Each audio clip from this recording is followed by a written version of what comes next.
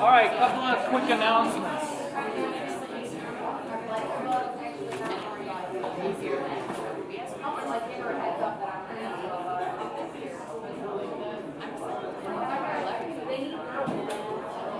That's better.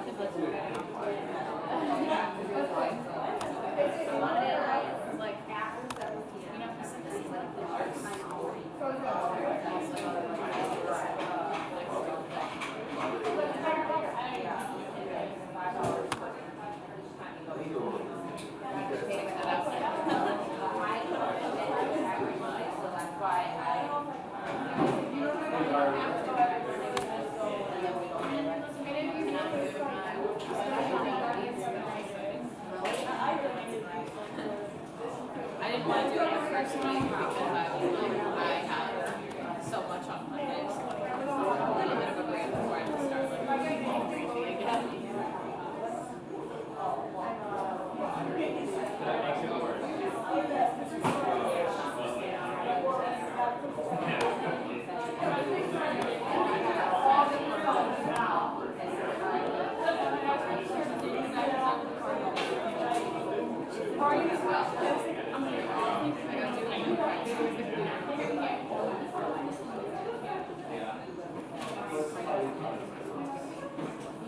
Or I didn't actually do it, but I did it.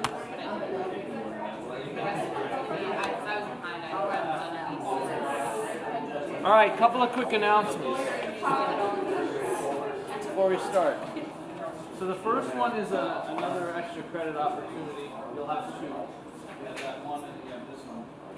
On November 7th, which is a Monday, the Natural Sciences Colloquium starts at 4 o'clock. It'll be in the Slatic seminar room, which is on the first floor. It's a room that's right next to the elevator on the first floor as you come into Straz. Right across from that is that I like to call them the fishbowl rooms. Right, it's clear. Dr. Philip Hochberger he's associate professor of physiology and he's the assistant vice president of research at the Feinberg School of Medicine at Northwestern. He's coming to give a talk. I'll spend some time with him because he's a physiologist, but he's going to be talking about core facility scientist and emerging career opportunity. So it's kind of an interesting topic. He's not talking about his science. He's talking about a career path for people who have science background that's not a traditional career path. Okay, so it's might be an interesting one. You just kind of check it out.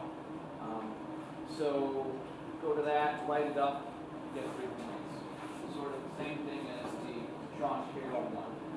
It's a small room, so we may pack the room. If you go and you're standing outside the door, that's fine too.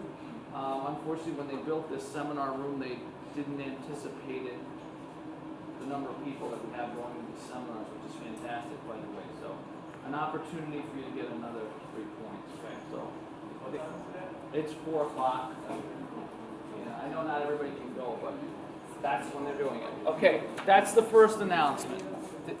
Amber, did you have a question? Amber, did you have a question? Okay, yeah, I can show you where it is. The other thing is, and you probably heard the word on the street, I'm moving your exam from Monday to Friday. So you get a couple extra days. You're not going to have additional information on the exam. What would have normally happened is we would have gone until this Friday. We probably would have done like a 15-minute review session, and whatever we covered up until Friday would have been on the exam.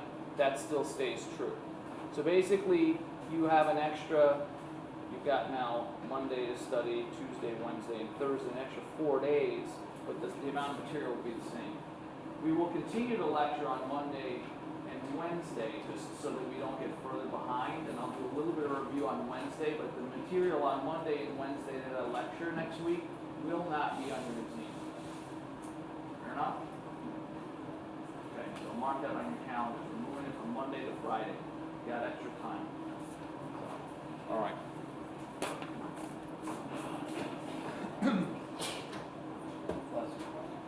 right, so 3 most important things, and then we'll keep moving on here.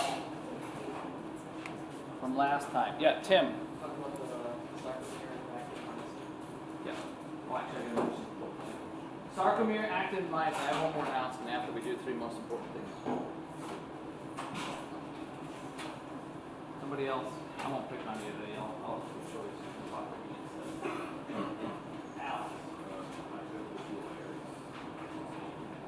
Different layers of muscle. Connective tissue, muscle, different, not the same. Connected, associated, but different. Don't tell me that the epimysium is a layer of muscle tissue. It's not. It's connective tissue that's associated with the muscle. Okay? One more again. The hierarchy of muscle. Hierarchy of muscle. Okay. Couple of things to get.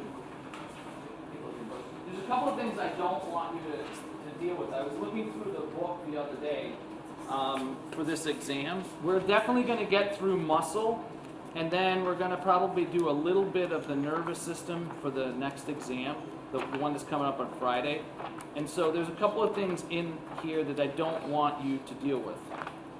So I'm going to tell you what they are.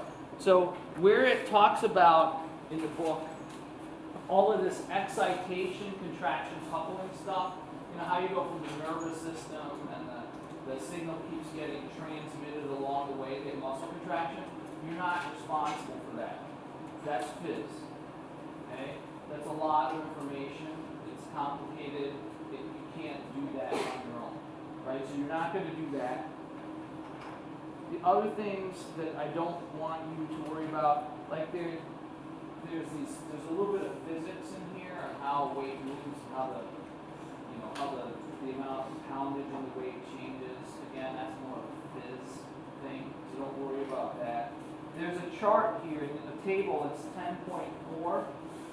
The only thing I want you to know is the first 2 rows, which is first 2 rows. The fiber characteristic. So type 1 versus type 2A versus type 2B, and then if it is slow, fast. Okay. The rest of that stuff, again, it's more of a phys thing. Next semester you'll have to know. You don't have to know this table 10.5, these different types of muscle that are circular or parallel or right. Same thing here. This figure with the lever is the first, the second, or third class lever. You don't need to know that. I mean, you should know it, but I don't have time. I'm not going to talk about it. I feel guilty to test you on it. So it's somewhat unrelated. And then in addition, this figure here, 1014, again, really, really interesting, but way too much information. You guys, if I don't tell you not to do this, you spend an inordinate amount of time studying and I'm not going to test it. You can do worse on the exam. I don't want you to do worse on the exam. Okay? The rest of it you can take a look at. There's not much. This just explains parts. The rest of it's okay. If there's some extra stuff that I don't talk about, but I think it's relevant and you can handle it on your own. Okay? So, and then when we get to nervous, I'll tell you if we get to it, what not to do with it. Okay. So we were at where? Did we do this? Yeah. We did this, right? We talked about this? No? Okay. So the troponin. Remember the troponin are the three jelly beans in that diagram? They're the parts that basically, that's where the calcium is going to bind, and that's where the structural change in the molecule is going to happen that causes the contraction, right? So it's divided into 3 parts. Tropomyosin T. Tropomyosin T binds to, troponin T, binds to tropomyosin. That's why it's called troponin T. So there's a physical attachment between those 3 red jelly beans and that blue string-like structure. Okay? Then troponin I is physically attached to the F-actin molecule. Okay, so there are 2 anchor points. And then troponin C binds calcium. So that's where there's a receptor for calcium.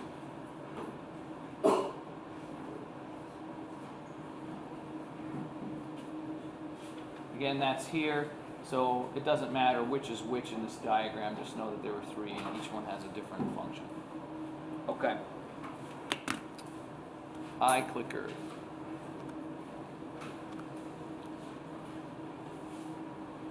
What is the structure called that covers the actin-located binding site? So what is the structure called that covers the actin binding site? It's located on actin. That's the hint.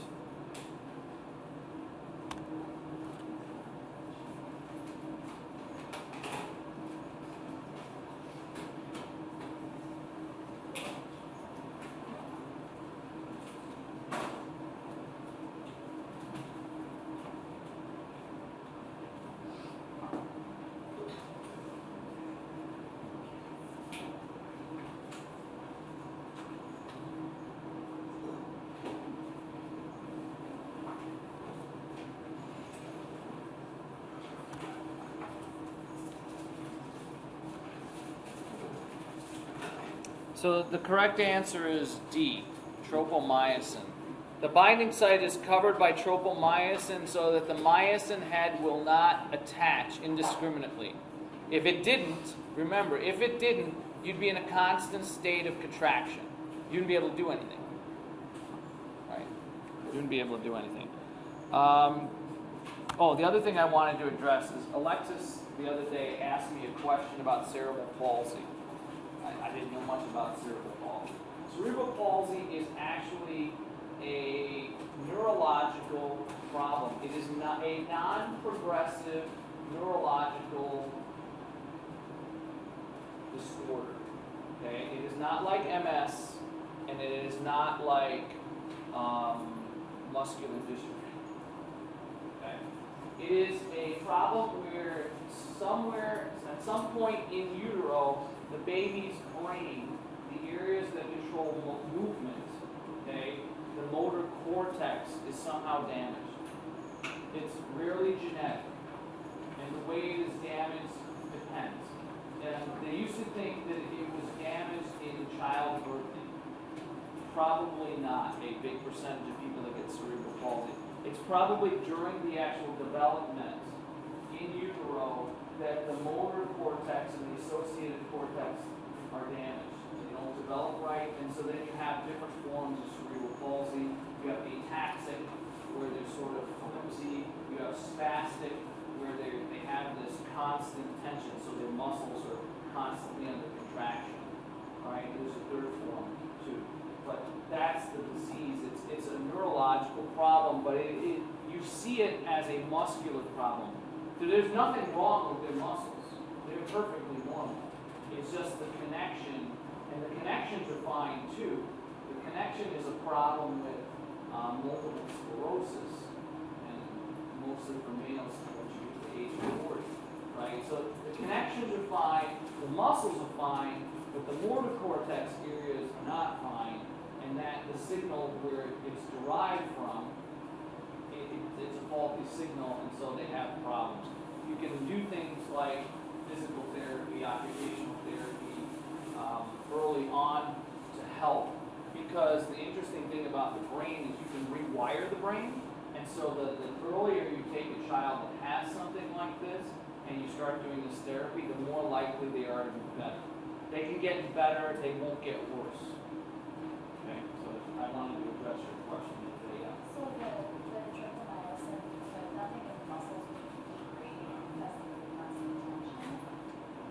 Yeah, well, it could over time. So your question is, would anything in the actual muscles physically degrade over time? You're going to damage something if you constantly activate it and it's not supposed to be activated. It's just like a joint, right? Another problem that they tend to have, and a lot of people that have these issues, is because of this imbalance in excitatory activity to agonists and antagonists, they're more likely to damage the joint capsules and more likely to damage the muscle over time, but it takes years. It's no different than what we've been talking about with sitting, where it takes years. Okay? So yeah, they will, but initially everything's fine. There's nothing physically wrong with the parts. They look funny because, and when they're developing, they'll be less likely to crawl. They will have problems turning over. You start seeing them. That's why through the developmental stages, it's really important when you go to a pediatrician and parents, especially first-time parents, get goofy about this. Like, what do you mean she can't crawl? What do you mean she can't do this? What do you mean she can't turn over? And there's a window of normalcy, right? Like some kids walk by the time they're 7 months old. Other kids, it's 18 months before they walk. That's normal. It's not abnormal. But these kids can't do things outside of that normal window, and that's how you start to see it. But yeah, it's in the brain, unfortunately. We're going to learn about the brain. You'll see these areas that are affected by certain components. So thank you for asking the question. It forced me to look it up and learn a little bit. Okay. All right. And it's not contagious either. You can't catch it from somebody. All right. So myofibrils we talked about are sectioned into regions called sarcomeres. Remember, these are the green and purple things, right? Each sarcomere extends from one Z disc or Z line to another. So a sarcomere is defined from one Z disc to another. It contains the following regions. So you have the A band that contains both thick and thin myofilaments, so it's going to have both actin and myosin.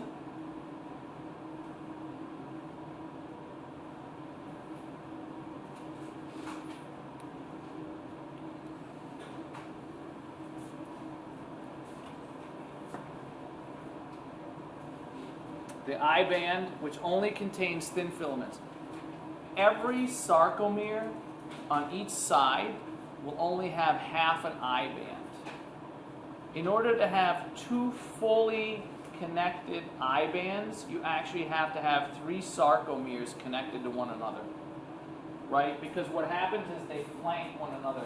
If this is a sarcomere, and this is another one, and this is another one, right? The I band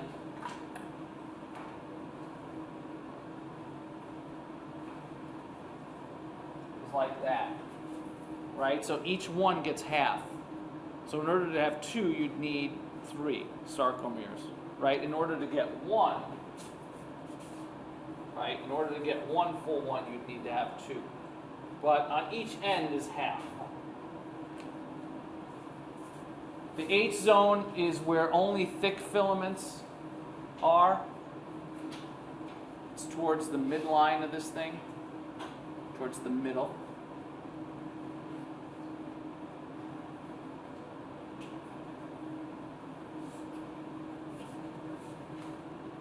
And then finally you have something called the M line, which is the middle of the H zone. And where the M line is, there are no filaments at all.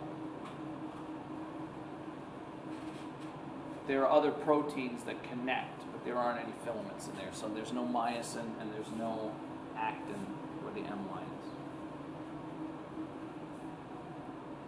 is. So you should know all of these and be able to draw them. So this is a more sophisticated diagram than what you need to know, but you should be able to draw a stick figure version of a sarcomere. What do I mean by that?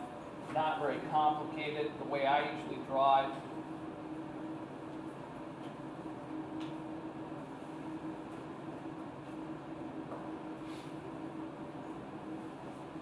right, and then label the parts. Everybody can handle that?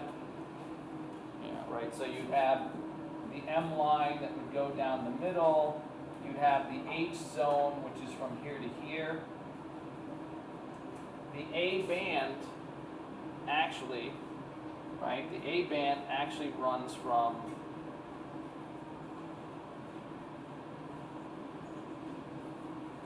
and then the I bands, right? Now the mistake that some people make it's the only mistake I've ever seen that's consistent is labeling the A band. And because people take that definition that you see on the slide too literally. And the definition is where you see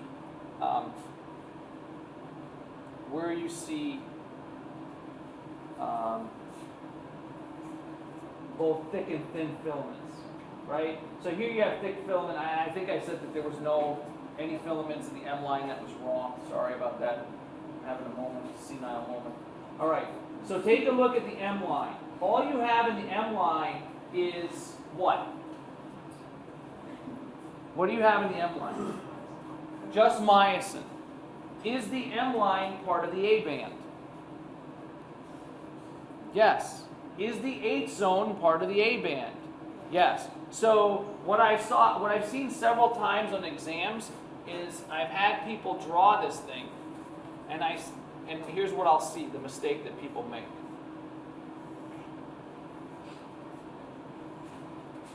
They'll say, well, the only part where there's overlap for both of them is here, okay? And, hold on, this is too far. And here. So they'll say, this is the A band and this is the A band. That's wrong. The A band is from here to here, even though in the middle there's no thin filament, okay?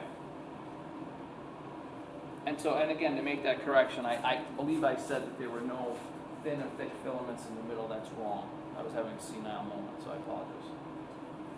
All right. So you should be able to draw a simple picture like that. That's all I'm asking for. But that's a consistent mistake. I don't know why people think that every year. I usually get 2 or 3 that do it, or say it, or they think, oh, that's the A band. That's the A band. And nothing in the middle is. No. The A band includes the M line and the H zone. So, okay? And this is what it would look like under an electron micrograph. You've got mitochondria here. There's lots of mitochondria in muscle. Makes sense. You need a lot of energy in muscle. And you can actually see the sarcomeres. The sarcomeres are what the striations are. You can see striations in the heart and in skeletal muscle because of the sarcomeres. That's what the striations are. Sarcomeres. That patterning of dark and light, right? That's this. Dark in the middle, light on the edges. Here's the Z lines.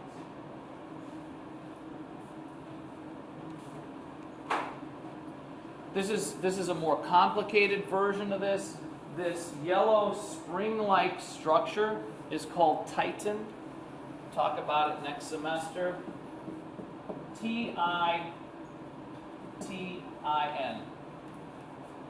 It's the largest protein in the body. So when this thing gets compressed, titin uncompresses it. It's part of the recoil mechanism in muscle. It's not the only part of the recoil mechanism, right? Because what happens when you compress a spring? If I push on a spring, what does that spring want to do? Go out. And that's what it's going to do. So that's what titin does. It also connects the myosin to the Z lines. And here you can see that in the middle, where the M line is, there's just a lot of connective protein parts of the myosin. So that's what a sarcomere would look like in a contracted position. This is relaxed. Right? So there's some overlap. Okay. This is another view, again, of a sarcomere. Here's the M line. Here's the Z lines. Right? This is all myosin. This is the I band here. This is the A zone. And here are mitochondria. The SER. The SER stands for, remember, smooth endoplasmic reticulum. Remember, it's a type of endoplasmic reticulum that does not do what? Doesn't contain ribosomes, so it doesn't make protein. Okay? The special one that's in muscle is a special version of the SER. It's called the SR. It's called the sarcoplasmic reticulum. It stores and releases calcium. Bless you. Skeletal muscle is loaded with these SRs. You have lots of them. You can store internally. Your skeletal muscle gets all of its calcium for contraction internally, meaning that it is stored within the SR. That is not true for the heart, and that is not true for smooth muscle. It's not a big issue this semester. It becomes a big issue next semester when you look at the function. Okay? But it's something you should know. The SR stores calcium, plays a critical role in muscle contraction. If the SRs are damaged and they can't release or store calcium, you're going to have a problem with muscle contraction in both the heart and skeletal muscle. Smooth muscle, not so much.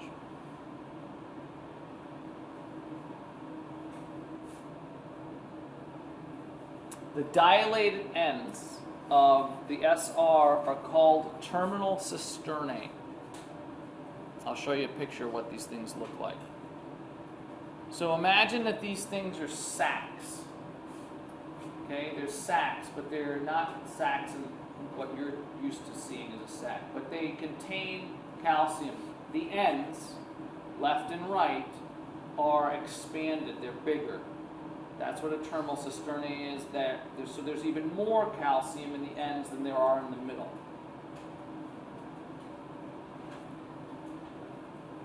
Yes? What would be the function of having more on the ends? That's a good question. The function of having more on the ends, we're going to see a picture of why you would want to have more on the ends. But that's a good question. All right. They're located on both sides of a T-tubule. Okay? And the T-tubule is called the T-tubule because of these terminal cisternae. I'm going to show you a picture of them. A T-tubule is an invagination on the outside of the sarcolemma. So the T-tubule is actually a dip into the muscle cell that sits on the outside of the muscle cell. But the SR actually sits on the inside of the muscle cell in the cytoplasm. Okay? Does that make sense to everybody? Okay. Doesn't make sense. That's okay. So if we're looking at this, and this is the top, we're looking at a muscle cell sideways, right? This is a cylinder. Everybody with me? So this thing would contract in this direction, right? A T-tubule is an invagination in the membrane.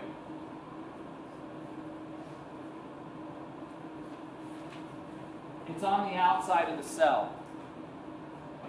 Okay, so imagine you're walking along, we can shrink you.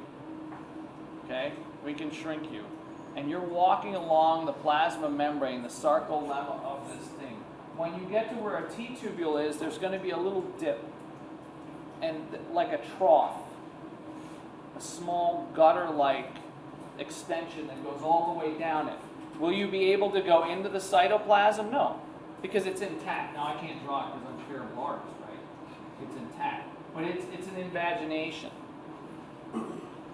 That invagination on the inside of the invagination, inside the cytoplasm, and here you have these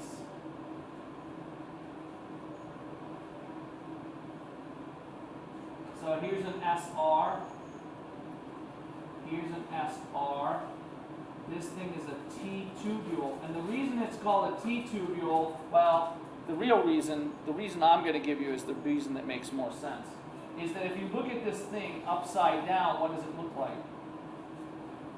Upside down T. Okay? But these SRs are located within the cytoplasm. This T-tubule is an invagination on the outside. They're connected functionally and physically. But some people think that the T-tubule is inside the cell. It's not. It's part of the plasma membrane. That's important to understand because, again, next semester you have to be able to apply it. And if that you don't get that part of it, none of the rest of it makes any sense. Yeah. Is it just like a hole that's just kind of like punched through and then it surrounds? It's not a hole. It sits on the outside surface. It's like a trough. Imagine, so the best analogy I can give you, you've got two houses, right, that are both above grade of the street, right? So they're both on like a little hill, and then in between the two houses you have this little easement, this trough where water drains out, right? That's what it's like. Imagine that there's just a little dip here, like an easement that allows water and things to flow through it. What actually flows through it is current. Current will flow through it. electrical current. So not water, but current. But it's not a hole. This is on the outside. I'll show you a picture of it in a second here. So they're called transverse tubules, right? That's where the T comes from. I like to think of it as this, the terminal cisternae here of the sarcoplasmic reticulum, and the tubule itself make an upside down T. It's an infolding of the sarcolemma. Okay, this is what it looks like. There are 1, 2, 3, 4 myofibrils inside this cell. Remember, they're organelles. This whole thing is a muscle fiber. Okay? The T tubule, this thing here, is on the outside. It's an infolding. Okay? So the electric current goes through the T tubule. But these yellow things here, and here's the terminal cisternae, are the actual sarcoplasmic reticulum. The way it is drawn, it looks like they're both in the exact same plane. They're not. The T tubule sits a little bit above it, okay? And then the invagination here is inside the cytoplasm. So getting back to Annika's point, why would you want to have more calcium stored at the ends here? That's because there's a physical and an electrical connection from your central nervous system, from your brain, from the motor neuron that comes right about here. And there's a connection because there's two types of receptors in here. One's called DHP and the other one's called the So it's a dihydropyridine receptor. The other one's called the ryanodine receptor. And they connect the outside of the cell to the inside of the cell. Okay? It's more than you need to know right now. All you need to know is that the T tubule is an invagination in the sarcolemma. Okay? Take a look at some pictures if I'm still not being clear. I don't know how else to state it because I can't draw it because I'm not that good. But it's like a gutter system on the outside that allows current to flow through it. Here you can see a T tubule here, okay, that's on the outside. Again, it's just a folding. It's just a folding. Neuromuscular junction. This is actually the connection. The neuromuscular junction is the connection from your nervous system to the muscular system, right? Your nervous system activates your muscular system. There's only two types of cells in the human body that respond to electrical current. One is a neuron, the other one's a muscle cell. This is that connection. The NMJ. It's a type of what's called a synapse. Right? It's called a synapse. It's a special kind of synapse. So the NMJ, the neuromuscular junction, is a specialized type of synapse. And a synapse is a connection between the motor neuron, which are these big neurons in your spinal column and your brain stem that basically activate the muscle contraction. The next chapter that we do as soon as we're done with this is the nervous system. So we're going to come back to this, right? It makes sense that we do this. In phys, you usually do the nervous system first and then the muscular system, because we're talking about the actual physiology and it makes sense to do it any other way. You're just learning the parts right now. It doesn't matter which one you do first. Okay. So you should know what a neuron looks like. You should be able to draw a neuron. This is a simple neuron. All of the parts. This is what's called the soma. The soma is the cell body. Okay? Remember, it's stellate. These little extensions off the end are called dendrites. I like to think of them as the ears of the neuron, because information comes in. This big, long, yellow thing here that branches is called an axon. It's like the mouth. It sends information away from the soma. This part of the cell body here is the axon hillock, right? And this is the initial segment. The axon hillock and the initial segment are what's called the trigger zone. That's where the electrical current is triggered from, that goes down your nervous system. Okay? Other things, the rest of the inside of the cell is pretty much the same as all cells. The axon is surrounded by these Schwann cells, which is a type of glial cell, okay, that actually made it. So the Schwann cells make something called myelin. When we went through the different types of phospholipids, which if I remember, phospholipids are the most abundant lipids in your body. One of the ones I gave you was called sphingomyelin, and sphingomyelin is actually the phospholipid that's required so that you can make myelin. Arjun, you have a question? Myelin is an insulator. Okay? Here's the analogy that I have. In the outlets that are on these desks, right? Anywhere in the wall, there's wire. Right? That wire's made out of copper, likely, hopefully. It's copper wire, I hope. If it's aluminum, we're in trouble. All right, copper. That copper wire is surrounded by what? What surrounds the copper wire? Yeah, rubber. It's an insulator. Plastic or rubber. Why do we put the rubber around the wire? Common sense.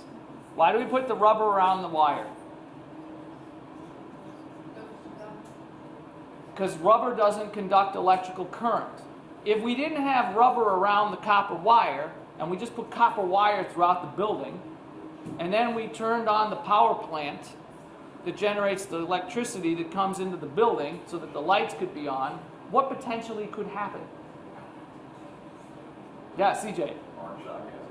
Yeah, it's going to burn down, right? Because conductive surfaces get together and electrical current can jump, right? Okay. So one of the reasons is for a fire hazard. But what other, let's say fire hazard really wasn't our thing. We don't really care about the burning down of the building. Sort of a secondary problem. What's the primary problem? Without having that insulation around that wire, what are you losing? You're losing electricity, current. So however many megawatts is coming out of the plant, right? And then you go down to kilowatts, right? You would lose all of that. So let's say 100% comes out of the plant, right? And the best efficiency, and I don't know, I'm making these numbers up, so don't go back to your physics professor and tell them I said this, because I have no idea. I'm making the numbers up. They're irrelevant, except for this example. Let's say by the time you get to Carthage College, you've got 50% of that current left, 50% of that energy.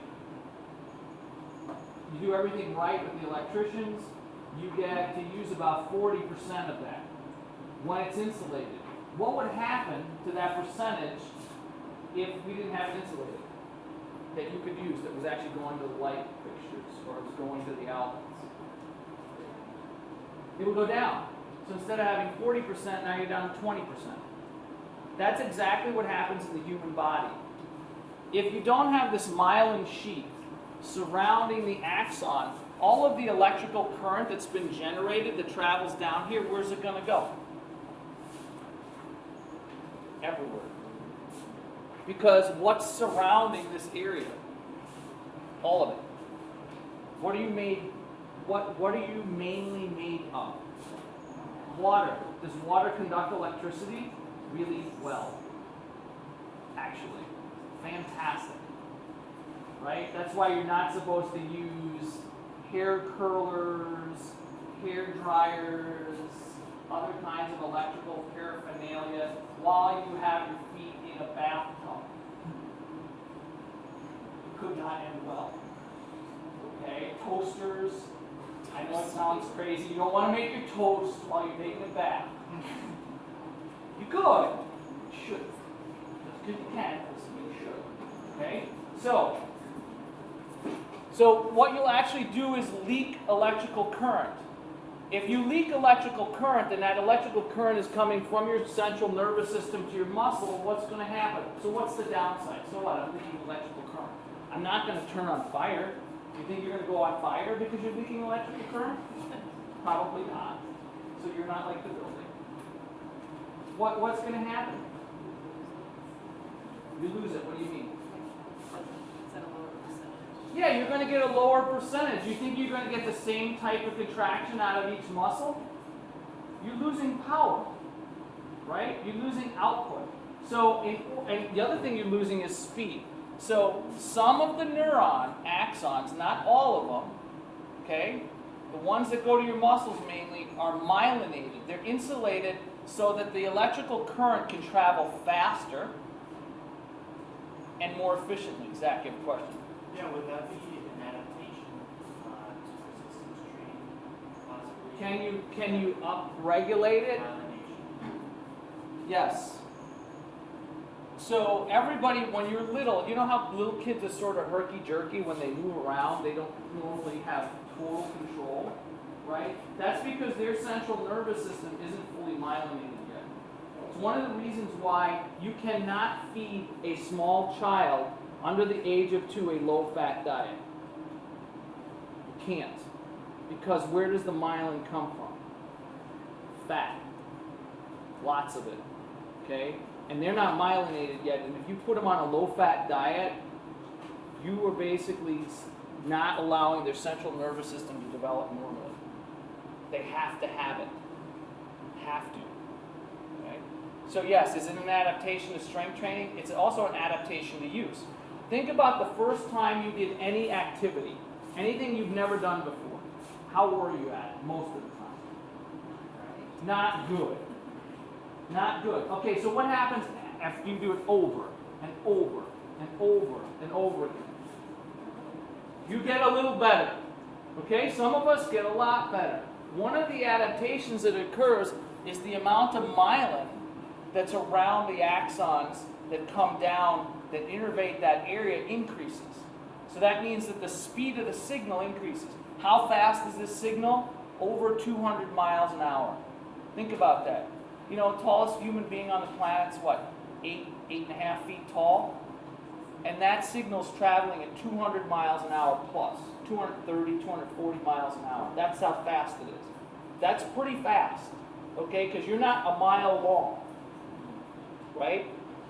So that's, and that's really slow compared to a hummingbird, and it's really slow when it's compared to an insect, okay? So that's how fast the system is. The myelin allows for the speed of the conduction. Does that make sense? Okay. So that's sort of big picture. You should know all of these parts. These ends here, they're called presynaptic terminals. These are where the connection to the muscle fibers occur. This is where the NMJ is going to occur, all the way down here. Questions? Big picture. Not so much the function, just the structure and how it's connected. This is another view. Those terminal boutons, those presynaptic terminals here, this is what it looks like. This is a neuromuscular junction. This is what those neuromuscular junctions look like. This is a muscle cell, this is a muscle cell, and this is a muscle cell. This is coming from the axon, from the motor neuron. Kind of cool, huh? All right, so let's take another look at it. Keep going. So the contraction process, you don't have to know. Okay, so I want to finish here. There's parts. This is it for muscle, but we're not done. We're going to do the nervous system, okay? So I'm going to draw, if you could turn on the lights, I want to draw some of this, please. Where is, oh, anyways. I'm going to draw you the neuromuscular junction, okay, that's going to help you next semester. I'm not going to draw the whole thing, okay? I'm just going to draw parts of it. So imagine that there's a motor neuron all the way up here, okay? Far, far away in your spinal cord, okay? And then I'm just going to blow the thing up. So there's a connection here. So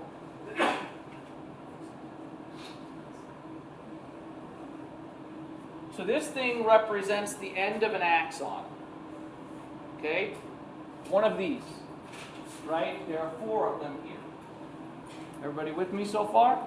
Okay.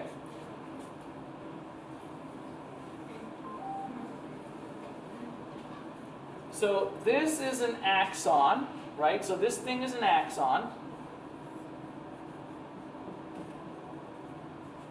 And the axon is part of the motor neuron. Okay? That's why these things are the longest cells in the body, because some of these motor neurons are all the way up in the cervical and thoracic area, and they go all the way down to the tip of your toe. That's far. Okay? So this is an axon. This thing here, the end, that end here, is called the presynaptic terminal. It's also called a terminal bouton. Okay, it's called the terminal bouton. This thing that's underneath here is skeletal muscle.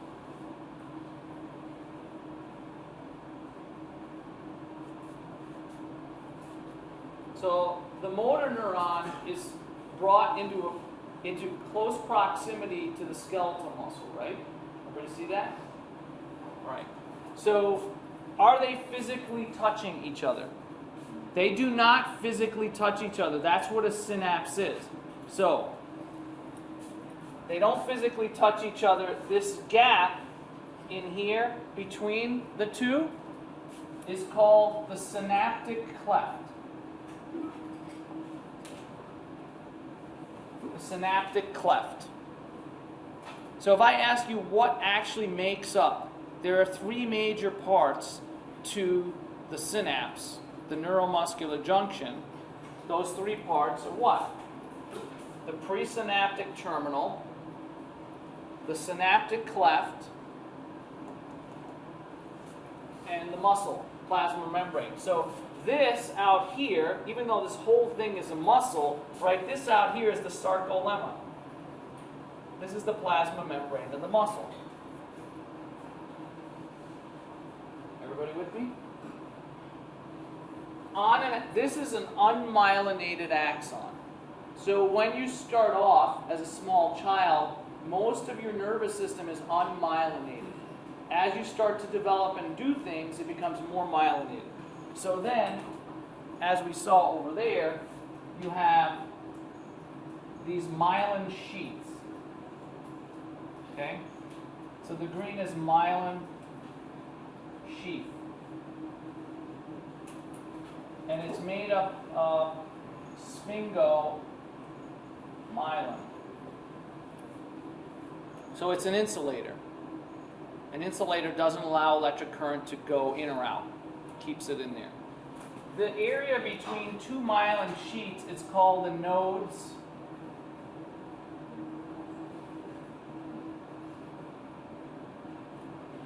It's called the nodes of Ranvier. That's what that gap is called.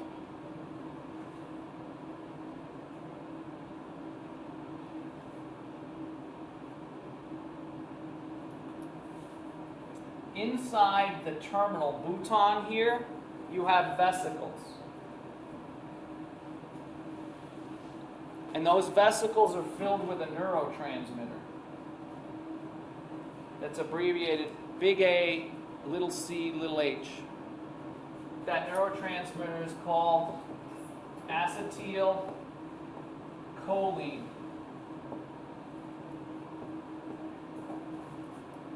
It's that neurotransmitter, I'm not going to go into the function, that allows the connection between this side and this side. Because there's an electrical current that comes down here. It's a positive current. In humans, what's coming out of the wall is negative. Okay? So there's a positive current that flows down here,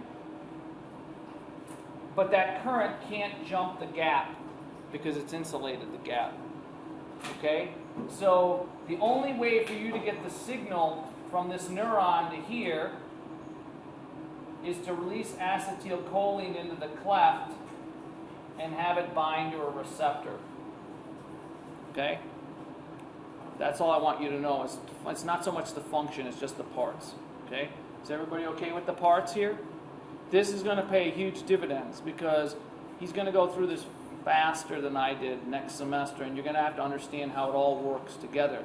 So again, a lot of this stuff is going to start to pay dividends. So think of it in terms of this exam, think of it in terms of the class, and then think of it in terms of next semester, it's going to come back. So the more of it you retain, the better off you are. Okay? Anybody have a problem with the parts? So you need to know the parts here. Okay? All right, so we're done with muscle. So let's, 3 most important things and we'll start neuro. So we'll do neuro today and neuro Friday. Wherever we get Friday is where we will be for the exam. And I won't do a review on Friday because it's pointless because there's a week. Okay, 3 most important things. Yeah, Arjun. The 3 parts of the neuromuscular junction, and the neuromuscular junction is a specialized type of what? Synapse, right. Synapse. Do synapses touch? No. Synapses have 3 parts, right? 3 parts. The presynaptic part, the cleft, and then the postsynaptic part. If this was in the brain, would this postsynaptic part be a muscle? No. What would it be, likely? Another neuron. Another part of a neuron. Okay? So once you understand the concept of a synapse, the neuromuscular junction is like, okay, well that just happens between skeletal muscle and a motor neuron. One more thing. Tell me one more thing before we move on. Yeah, Alex. Parts of the sarcomere, be able to draw it. So you should be able to draw the neuromuscular junction, you should be able to draw a neuron with its parts, you should be able to draw a sarcomere. So if I say draw a sarcomere, all I want is the stick figure label with as many parts as I gave. All right, any questions? Yeah, Tim. You said the major parts, the presynaptic terminal, the synaptic cleft. Correct. Those are the 3 major parts. Okay. If you were to say that the 3 major parts were the motor neuron, the synaptic cleft, and the skeletal muscle, it's correct, but it's not as correct because that's sort of a bigger picture. I want a higher resolution, right? And that's why presynaptic terminal, synaptic cleft, and postsynaptic terminal is more specific. But it wouldn't be wrong. I wouldn't take off all credit on an exam. I'd still give you some credit for it. Does that make sense? Because it's not wrong, it's just not as high a resolution as I want. All right, so don't worry about the contraction process. You'll deal with that next semester. Happy, happy day. All right, start the nervous system now. So I just basically gave you the transition into the nervous system.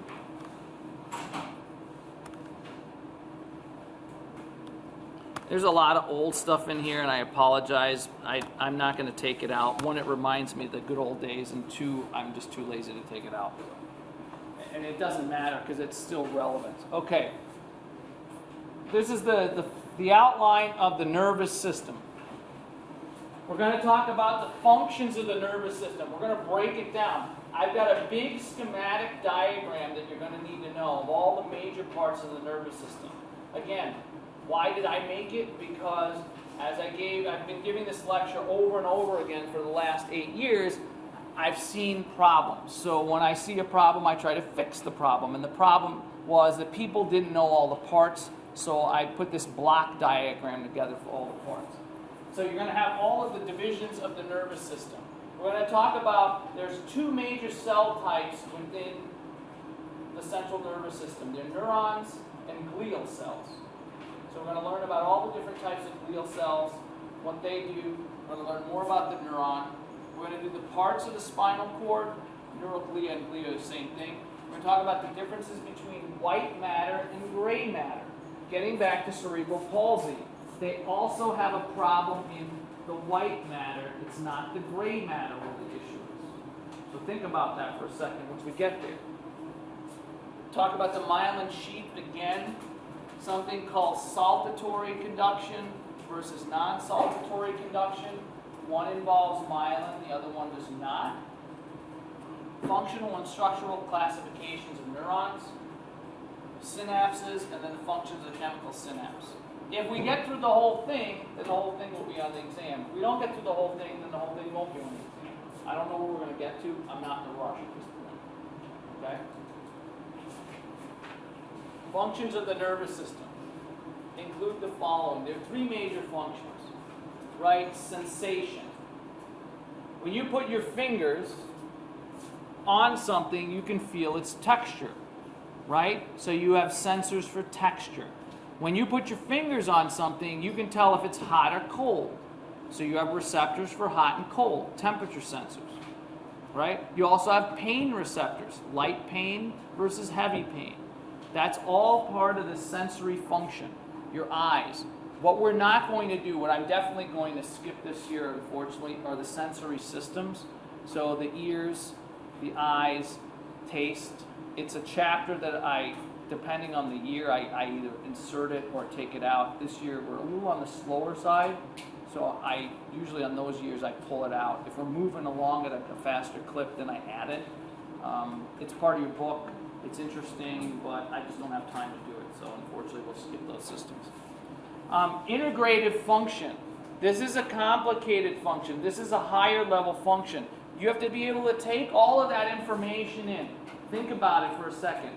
If I touch something, and I'm old enough to have experienced different types of touches, right? If I close my eyes, is there a good chance that I'm going to be able to figure out what I'm touching? Probably. How do you do that? Well, there's lots of information that has to come together for you to make that decision, right? And so that's integrative function. And then finally there's motor function. That's the physical movement, motor, right? And motor neurons are part of that. So there's the input, there's the figure out what it is, and then there's the output. That's essentially what we're talking about here.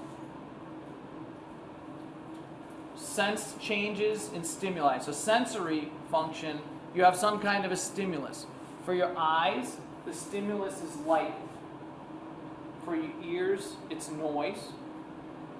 Right? For your tongue, for taste, it's different types of chemicals and how they break down in your mouth. For your nose, it's odor. So those are the stimuli. So it's, again, very dated, but it is what it is. Guitar Hero. So, sensory function. So, oh, that's a repeat. Sorry about that. Integrative function. Analyzes the changes and makes decisions to what would happen. Now, some of the integrative function that your body undertakes, you have no idea. It's totally involuntary. The system takes care of it. Like, for instance, your heart rate and your heart rate and how strong your heart beats from second to second and minute to minute is constantly being adjusted. Are you thinking about that? No, you're not conscious of it, right? You're not. So the heart, that's something that's automatic. That's integrative. But there's also higher level functions that you actually control and think about, and you actually consciously make decisions. So there's a conscious integrative function, you have control, you can think about it, and then there's unconscious. There's two major parts of the system that we're going to talk about. Finally, the motor function. That's where you respond to certain stimuli. So if you take and look at something that is very, very bright, right, there's going to be a quick integration there, and what's likely to happen is you're going to close your eyes and maybe turn your head. That would be the motor function response to very, very bright light.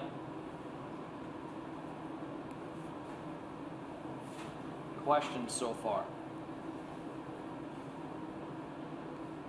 Okay, divisions of the nervous system. It's divided into two. Now, a lot of this, I have a summary diagram for. So take all of this with a grain of salt. I have one diagram that has everything and all the connections in it, which may not be good for you. So keep that in mind. So the two major divisions are the central and the peripheral nervous system. Very simply, the central nervous system is your brain and your spinal cord. That's it. Everything else is peripheral, including the spinal nerves. So just the brain and the spinal cord. So when someone says you have central nervous system damage, it can only mean one of two places. It's either in your brain or in the spinal cord. Okay? Everything else is peripheral. So here's the first of the block diagrams. This one that's more complicated. You have the nervous system, which is split into two parts, central and peripheral. Right? The central nervous system is abbreviated the CNS. It consists of the brain and the spinal cord. So here is what your spinal cord and brain look like. Your brain has multiple parts. When we actually get to the brain, we'll talk about the parts, right? So the brain, when I say the brain, I mean all the parts together, not the, and including the subparts. Here's the spinal cord. What protects the spinal cord? Vertebrae, right? That's why the vertebrae exist. And then you have the spinal nerves. You will not have to memorize all the spinal nerves in this class. You go on to school, you're going to have to memorize all the spinal nerves. Okay? But you don't have to do it here. But that's what these things are. These are the cranial nerves. Unfortunately, you have to memorize all the cranial nerves in this class. So there's a nice handout that I gave you at the beginning of the semester that's going to help you with that. Okay? So the peripheral nervous system, all other nervous system structures, examples. So the sensory receptors in your fingers, in your eyes, in your ears, tongue. Nerves.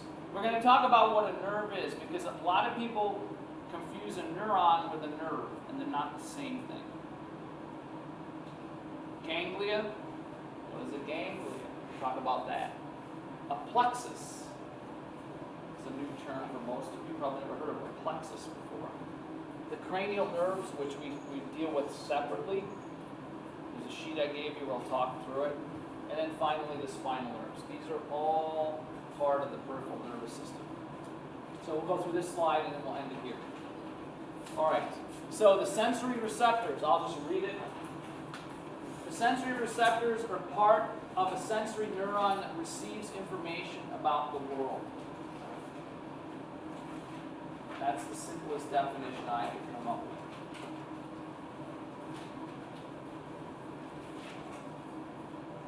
A nerve is not a neuron, and a neuron is not a nerve. So you should write on a piece of paper, neuron does not equal nerve. You can't interchange them.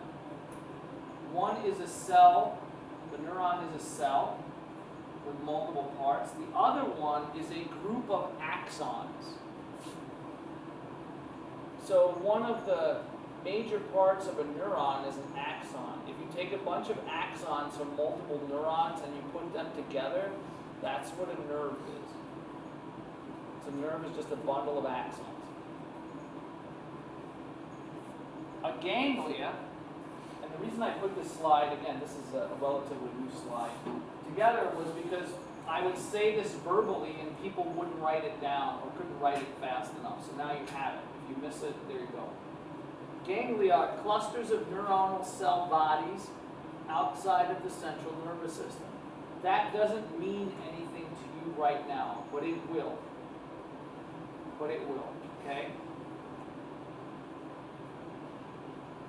And then a plexus is an this is a doozy, is an interweaving network of anterior rami of the spinal nerves. Again, that doesn't mean anything to you right now, but when we look at the picture, I'll point it out. The picture will make it clear. Okay. That's all I got for you today. Questions? Any questions? If not, we didn't do too much, but give me one or two quick ones on the nervous system. Three major functions. Know the three major functions. One more. Yep. Don't confuse a neuron and a nerve. They're not the same. All right? Have a great day.